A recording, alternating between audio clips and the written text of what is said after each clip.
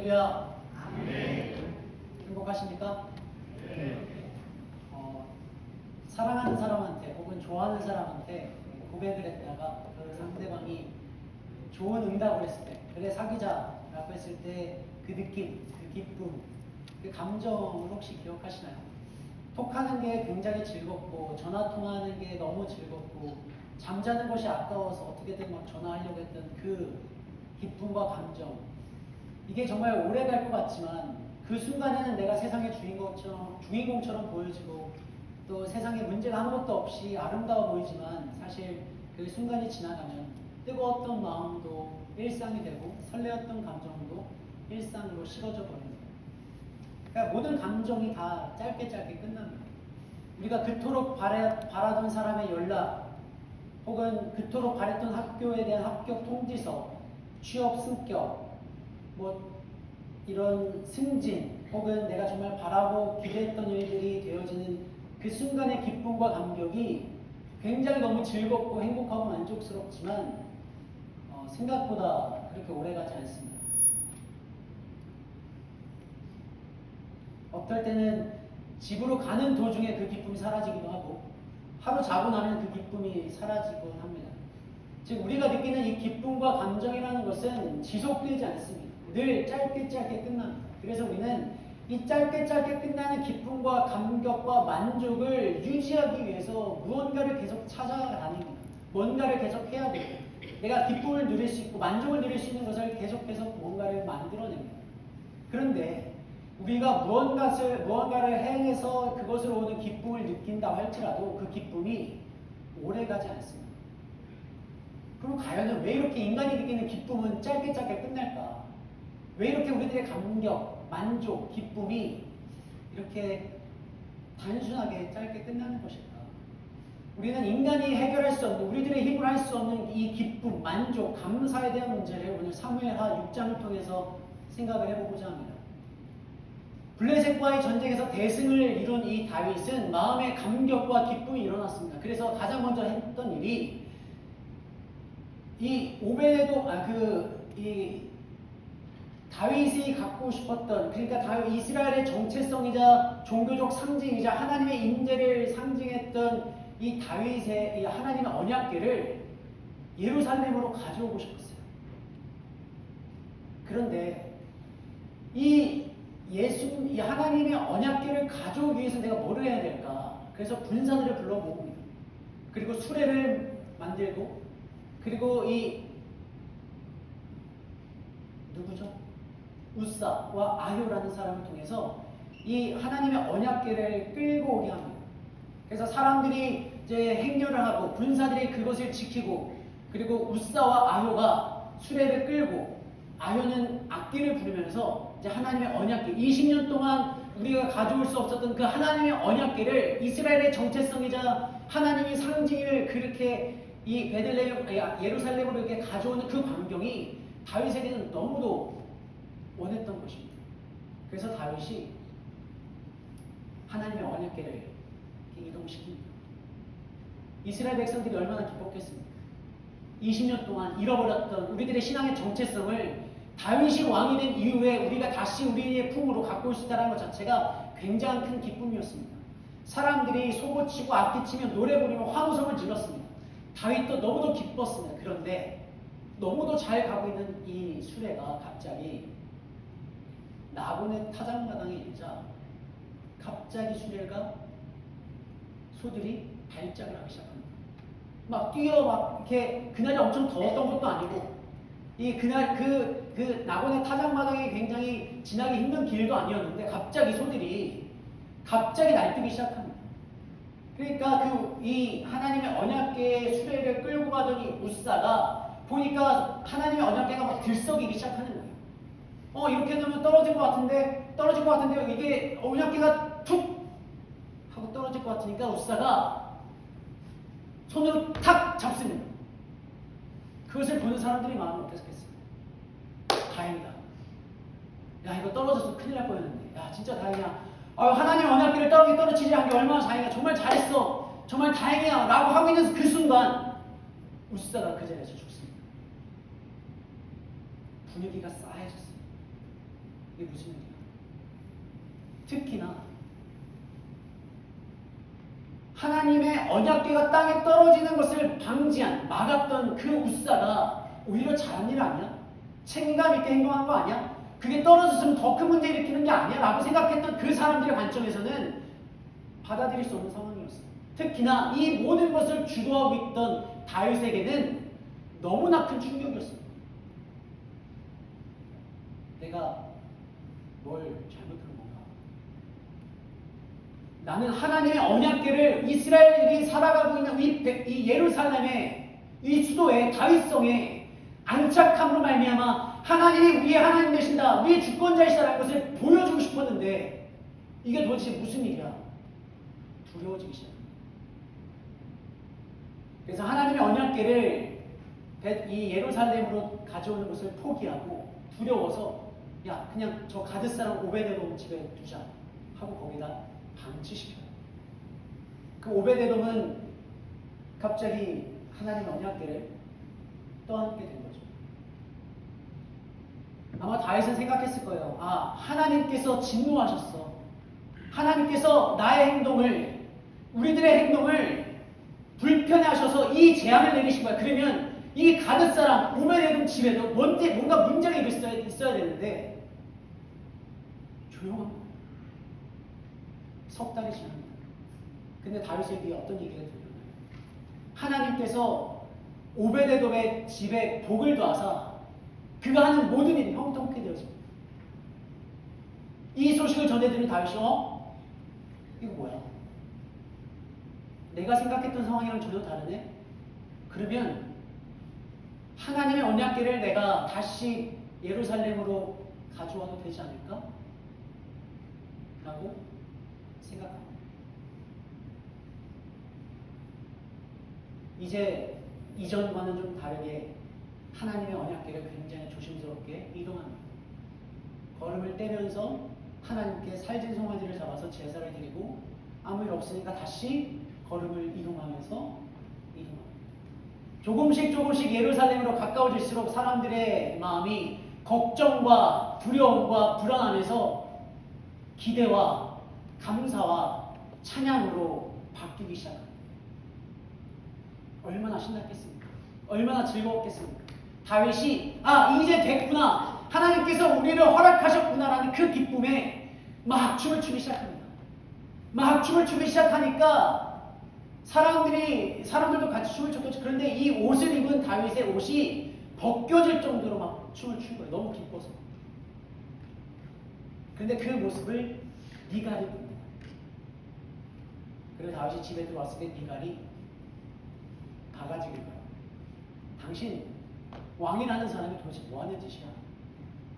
채통과 위험 없게 왜 자꾸 그렇게 사람들 앞에서 춤을 추는 거야? 당신이 그렇게 옷이 벗겨질 정도로 춤을 추면 당신의 여 계집종들이 그거 보고 좋아하겠다. 당신을 인정해 주겠다. 라고 톡 쏘아붙입니다. 다윗에 대한 미갈의 마음이 불편했을 수도 있어요. 왜냐하면 자기는 잘 살고 있었는데, 가족을 이뤄서 잘 살고 있었는데, 자기가 왕이 되었다고 해서 자기를 정치적 정당성을 확보하기 위해서 내 가정을 깨고 나를 억지로 여기를 데리고 왔으니 다윗이 하는 행동이 마음에 안 들었을 수도 있습니다. 혹은 이 미갈은 사울 왕 때부터 어떻게 하면 왕위의 권위가 세워지고 채통이 무엇이면 체면을 어떻게 차려야 되는지 이 왕실의 법들을 잘 알았기 때문에 이 양치기 소년이었던 이 다윗이 이 왕의 법들을 모르고 이렇게 행동하는 것이 눈에 거슬려서 어떻게 당신 이렇게 사람들 앞에 채통도 없이 왕의 위험도 없이 그렇게 옷이 벗겨질 정도로 춤을 출 수가 있으라고 화냈을 수도 있습니다. 미갈의 의도가 무엇이었든지 관계없이 다윗이 뭐라고 말하냐면 내가 여호와 앞에서 춤을 춘 거야. 하나님께서 나를 이스라엘의 주권자로 세우셨기 때문에 나는 하나님 앞에서 얼마든지 낮아질 수 있어. 내가 아무리 낮아진다 할지라도 저 여 계집종들보다 낮아지지 않고 그들이 나를 함부로 대하지 않아. 라고 반박합니다. 그러면서 사무엘하 6장이 끝나요. 그런데 우리가 사무엘하 6장을 읽으면서 가장 이해 안 되는 부분이 바로 우사의 죽음입니다. 우사가 뭘 그렇게 잘못했을까? 우사는 언약궤의 이동을 맡았던 사람입니다. 수레에 가장 가까이서 그 언약궤를 이동했던 사람이에요. 근데 소가 갑자기 날뛰어서 이 언약궤가 떨어지면 당연히 어떻게 해야 돼요? 잡아야 되죠. 잡았습니다. 정말로 책임감 있는 행동이었고 마땅히 해야 될 행동이었어요. 근데 왜 죽게 되었을까? 여러분, 이거를 우사의 죽음 딱 한 장면으로 떼어놓으면 우리가 이해가 안 돼요. 그런데 이것을 전체로 보면 다윗이 하나님의 언약궤를 가져오려고 했던 이유는 하나입니다. 하나님이 우리 하나님이 되시고 하나님이 우리의 왕이 되신다는 것을 보여주고 싶었어요. 이스라엘 백성들에게 우리의 정체성은 하나님이라는 것을 가르쳐주고 싶었습니다. 그래서 언약궤를 가져왔어요. 그런데 뭐가 잘못됐냐면 하나님의 언약궤는 레위 자손 고앗이 어깨에 메고 이동해야 됐습니다. 그리고 하나님의 성물은 손으로 함부로 만져서는 안 된다라고 율법에 명시되어 있어요. 그런데 다윗이 했던 행동은 블레셋이 이스라엘 백성의 언약궤, 하나님의 언약궤를 탈취했을 때, 그리고 자신들의 이 땅에 하나님의 재앙이 일어났을 때 무서워서 이스라엘 백성들에게 돌려보냈을 때 했던 행동, 수레에 하나님 언약궤를 올려놓고 돌려보내는 행동을 그대로 다윗이 했습니다. 그러니까 이게 어떤 의미냐면 다윗의 의도는 순수했어요. 다윗의 선한 의도, 다윗의 목적은 하나님에 대한 열심, 하나님에 대한 헌신이었습니다. 그런데 그 하나님의 열심, 하나님을 향한 신앙을 이루어가는 그 과정 자체가 하나님의 방식이 아닙니다. 즉 인간과 하나님과의 관계를 만드는 질서를 다윗이 무시한 겁니다. 하나님의 언약궤를 손으로 감히 만들 수 없는데 이 우사가 급하다는 이유로 이것을 손으로 잡으로 말미암아 하나님의 말씀을 깨어짐으로 말미암아 하나님께서 심판하셨던 거예요. 그래서 다윗이 두려웠습니다. 내가 내 마음대로 아무리 내 마음이 선하고 하나님을 향한 마음이었고 신앙적 열심이었다 할지라도 이것이 하나님께서 기뻐하지 않는 방식, 하나님께서 원하지 않는 방식을 했다는 것에 대해서, 그리고 하나님이 그것에 대해서 심판하시고 죽음으로 치셨다는 것에 대해서 두려워합니다. 그래서 하나님의 언약궤를 멀리 둡니다. 가져오기를 포기합니다. 그리고는 그의 행진과 그의 열심과 그의 생각이 그 자리에서 멈춰버립니다. 3개월 동안 고민을 했을 겁니다. 내가 뭘 잘못했을까? 하나님이 나를 버리신 걸까? 나는 이제 하나님을 부를 수 없는 걸까? 하나님과의 관계가 깨어진 걸까? 내가 어떻게 하면 다시 하나님께 돌아갈 수 있을까? 내가 어떻게 하면 하나님을 다시 아버지라고 얘기할 수 있을까? 라는 고민을 끝에 하나님의 복이 오베데돔의 집에 임했다는 그 소식을 듣고 하나님의 방식으로 하나님의 언약궤를 이동시켜야겠구나 라고 해서 처음에는 이 수레를 굉장히 위험있고 화려하게 꾸몄다면 지금은 레위 자손의 고앗 사람들을 불러서 어깨에 메고 그 걸음이 이동할 때마다 제사를 지냅니다. 하나님께 허락을 맡은, 하나님께서 이 제사를 받으시면 이 허락을 이동하시는 것을, 이 이동을 허락하셨구나라는 마음을 가지고 조금씩 움직여갑니다. 더디고 긴장되고 불안하고 두려운 걸음이 쭉 이어지다가 하나님께서 이 언약궤를 이동시키는 것을 허락하셨구나라는 확신이 들자 춤추기 시작합니다. 옷이 벗겨질 정도로 춤춥니다. 여러분, 다윗이라고 사람들 앞에서 내가 어떻게 보여질까? 이 행동이 어떻게 느껴질까? 다른 사람들이 나를 업신여기지 않을까? 나의 왕의 정통성이 무너지진 않을까라는 걱정이 없었을까요? 다 알고 있었을 겁니다. 그러나 다윗에게 중요했던 것은 사람들이 어떻게 나를 바라볼까? 사람들이 나를 어떻게 생각할까? 나의 체면이 어떻게 보여질까가 중요했던 것이 아니라 다윗이 중요했던 딱 하나는 내가 하나님과의 관계가 끊어진 줄 알았는데 하나님과의 나와 관계가 멀어진 줄 알았는데, 내가 하나님을 감히 이름을 부를 수 없는 그런 존재가 된 줄 알았는데, 하나님께서 나를 여전히 사랑하시는구나, 하나님이 나를 여전히 받아주시는구나, 하나님이 여전히 나의 하나님이 되시는구나 라는 이 자체가 다윗을 춤추게 만듭니다. 여러분, 어떤 사람들은 다윗이 이렇게 춤추는 것을 바라보면서 우리도 예배 가운데 춤춰야 된다, 마음껏 표현하고 마음껏 예배드려야 된다라고 이야기하는 분들이 있습니다. 물론 우리가 예배할 때 마음껏 춤추면서 손을 들고 막 하는 거 좋아요, 중요합니다. 그런데 그보다 더 중요한 거는 우리가 무엇으로 기뻐하며 살아가고 있는가를 생각해봐요. 여러분은 하나님으로 기뻐하고 있습니까? 여러분 하나님 때문에 기쁘십니까? 쉽게 대답이 나오시죠. 우리는 하나님을 믿는다는 것을, 하나님으로 기뻐한다는 것을 결과 중심으로 생각해요. 내가 기도해요. 그 기도가 응답이 되어졌습니다. 그럼 기도가 응답되어져서 일이 잘 풀려서 그러면 나는 기뻐합니다. 근데 그것이 하나님으로 기뻐하는 것이 아니라 내가 원하고 기대했던 그 상황이 내 원함대로 이루어진 그 상황에 대해서 기뻐해요. 하나님으로 기뻐하는 게 아니라 내가 원하는 상황이 이루어졌음을 기뻐합니다. 하나님으로 기뻐하지 않아요. 내 원하는 상황이 응답되지 않으면 하나님한테 불만이 터져 나옵니다. 내가 기도하는데 응답되지 않으면 하나님 어떻게 나한테 응답하지 않으실 수가 있어요. 하나님 왜 내 인생만 이렇게 될 수밖에 없어요. 하나님 도대체 왜 나한테 이러시는 거예요. 마치 우리는 하나님 자체로 기뻐하는 것이 아니라 하나님께서 내가 원하는 대로 행해 주실 그것을 믿고 기도하는 거예요. 그것을 신봉하는 겁니다. 그러니까 하나님이 내 뜻대로 움직여 주시면 나랑 친밀하신 분이고, 하나님이 내 인생 가운데 힘듦을 주시면 하나님 이 상황 나한테 설명해 주실 분이고, 내 인생이 무너지면 하나님 내 인생 언제 괜찮을 건지 나를 납득하셔야 될 분이 하나님이 되는 겁니다. 우리는 결과 중심으로 기뻐해요. 하나님은 나의 기쁨 그 자체가 아니라 나의 기쁨을 이어주시는 분,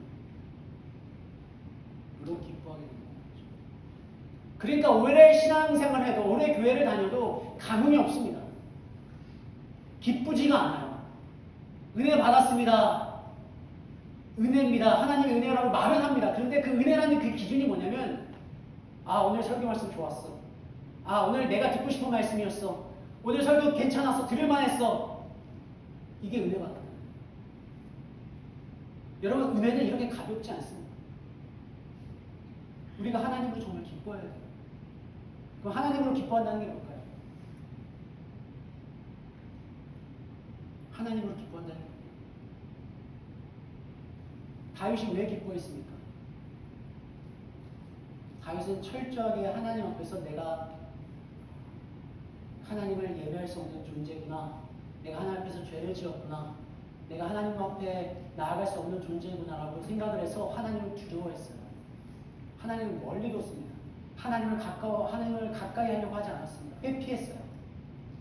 왜냐하면 하나님과의 관계가 끊어졌다고 생각했기 때문에. 그런데 하나님이 나를 허락하셨어. 하나님이 여전히 나를 사랑하시네. 하나님이 여전히 나의 하나님이 되시네. 하나님이 여전히 나와 함께 하시네. 이것이 딱 확신이 되자 옷이 흘러내릴 정도로 기뻐했던 겁니다. 여러분 잘 생각해보세요. 성경을 잘 읽어보시면 다윗이 왕이 되었을 때 기뻐 춤췄더라 말씀 없습니다. 그렇게 자신을 괴롭히고 자신을 힘들게 했던, 트라우마가 생길 정도로 자신을 괴롭혔던 사울이 죽었을 때 기뻐하여 춤췄더라 없습니다.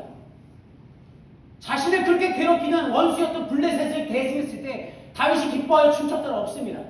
근데 딱 한 군데, 여호와의 하나님의 교회가 예루살렘으로 들어오는 것이 확정되자 기뻐 춤을 춥니다. 이것이 뭐냐면 하나님과의 관계의 회복이었어요. 나와 하나님과의 관계가 회복되었구나. 내가 죄인이지만, 내가 잘못했지만, 내가 실수했지만 여전히 하나님은 나를 정죄하지 아니하시고, 여전히 하나님은 나를 버리지 아니하시고, 여전히 하나님은 나를 사랑하시는구나. 이 하나님과의 관계가 회복되어지니까 기쁠 수밖에 없었던 거예요.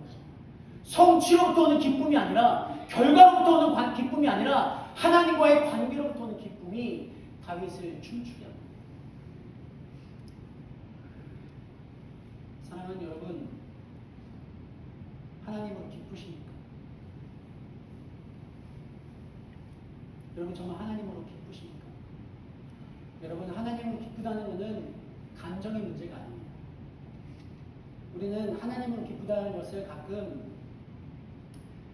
찬양을 통해서 혹은 예배를 통해서 감정이 고양이 돼요. 눈물이 흘려요. 아, 하나님 기뻐. 여러분, 이런 감정들은요 지나갑니다. 이런 기쁨과 감사의 감격을 느끼는 건 중요해요. 근데 그보다 더 중요한 것은 이 성경에서 말씀하시는 그 기쁨은 우리가 어떠한 모습이든지 어떠한 상황이든지 어떠한 문제를 갖고 있든지 어떠한 삶을 지금 내가 경험하고 있든지 관계없이, 아, 하나님은 나의 하나님이시구나. 많은 사람들이 날 버리고 많은 사람들이 날 욕하고 많은 사람들이 나를 무시한다 할지라도 내 인생은 여전히 초라하고 여전히 힘들고 내가 아직까지도 필요한 인생을 살아가는 이 현실이지만, 그럼에도 불구하고 하나님이 나의 하나님이 되시는구나. 그럼에도 불구하고 내가 하나님 아버지라고 부를 수 있구나. 이곳에서부터 오는 기쁨이 성경에서 말하는 기쁨이에요. 이 기쁨이 우리가 그리스도인으로 살게 할 수 있는 힘이 됩니다. 여러분, 이 하나님을 기뻐한다는 건요, 앞으로 안 좋은 일이 안 생긴다는 게 아니고요. 하나님으로 기뻐한다는 것은 내가 무슨 일을 당하든지 나 항상 기뻐, 항상 즐거워, 항상 감사가 아닙니다. 이런 감정적인 문제가 아니에요. 하나님으로 인해 기뻐한다는 것은 지금 내가 죄인이야. 하나님을 아버지라 부를 수가 없어. 내 스스로 느끼기에 내가 그럴 자격이 없어. 그런데 하나님이 여전히 나를 사랑하셔. 하나님이 여전히 나를 포기하지 않으셔. 하나님이 여전히 나의 하나님이 되셔. 그래서 내가 오늘을 살아갈 수 있게 하는 힘입니다. 이게 하나님을 기뻐하는 겁니다.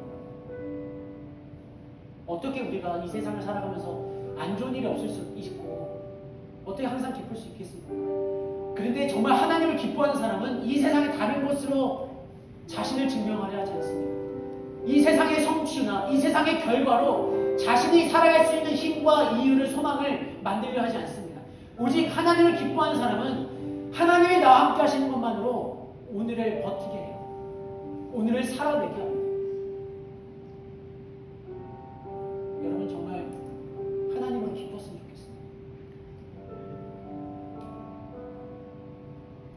저는 여러분의 예배를 통해서 하나님, 나 뭐 해주세요. 나 기도 이거 응답해주세요. 나 이거 중요해요. 이걸 원하고 이것을 얻어가는 예배가 아니라, 아, 정말 내가 하나님을 부를 수 없는 존재입니다. 하나님, 내가 정말 하나님 앞에서 죄인입니다. 하나님, 나 진짜 하나님을 아버지라 부르기조차 민망한 사람입니다. 근데 하나님이 여전히 나의 하나님이 되신다는 게 너무 기뻐요. 너무 감사합니다. 이것만으로 내가 오늘 하루 살아가겠습니다. 오늘 하루 살아갈 수 있는, 버틸 수 있는 힘을 더하여 주옵소서. 이 고백이 저 여러분의 고백이 되었으면 좋겠습니다. 이 고백들이 우리의 예배 가운데 늘 넘쳐났으면 좋겠습니다. 그래서 내 상황이 달라지지 않아도, 내 마음이 달라지지 않아도, 나를 힘들게 하는 어떤 상황이 달라지지 않아도 하나님이 여전히 나와 함께 하시고 여전히 나와 동행하시고 여전히 나의 하나님 되시기 때문에 오늘 하루를 살아갈 수 있는 그런 힘을 얻게 되어지기를 주님의 이름으로 축복합니다. 예수님 하나로 충만한 인생, 예수님 하나로 만족하는 인생, 고난 중에도, 눈물 중에도, 병상 중에도 예수님으로 충만한 인생, 그런 인생 살아가는 저 여러분이 되어지기를